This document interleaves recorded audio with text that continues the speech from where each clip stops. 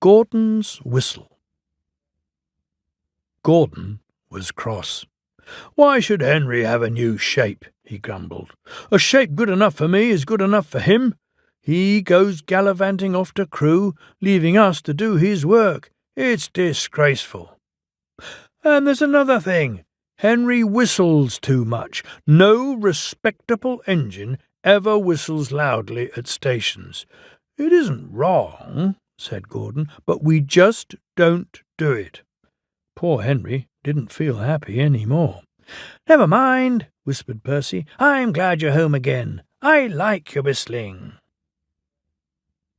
"Goodbye, Henry," called Gordon next morning as he left the shed. "We're glad to have you with us again, but be sure and remember what I said about whistling." Later on, Henry took a slow train and presently stopped at Edward's station. "Hello, Henry," said Edward. "You look splendid. I was pleased to hear your happy whistle yesterday." "Thank you, Edward," smiled Henry. "Shh! Can you hear something?" Edward listened. Far away, but getting louder and louder, was the sound of an engine's whistle. "It sounds like Gordon," said Edward, "and it ought to be Gordon, but Gordon never whistles like that." It was Gordon. He came rushing down the hill at a tremendous rate.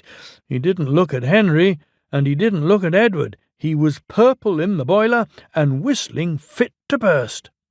He screamed through the station and disappeared. "Well," said Edward, looking at Henry. "It isn't wrong," chuckled Henry, "but we just don't do it." And he told Edward what Gordon had said. Meanwhile, Gordon screeched along the line. People came out of their houses. Air raid sirens started. 5 fire brigades got ready to go out. Horses upset their carts, and old ladies dropped their parcels. At a big station, the noise was awful. Porters and passengers held their ears. The fat controller held his ears too. He gave a lot of orders, but no one could hear them, and Gordon went on whistling.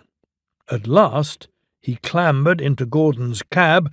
"Take him away," he bellowed, "and stop that noise." Still whistling, Gordon puffed sadly away. He whistled as he crossed the points. He whistled on the siding. He was still whistling as the last deafened passenger left the station. Then 2 fitters climbed up and knocked his whistle valve into place, and there was silence. Gordon slunk into the shed. He was glad it was empty. The others came in later.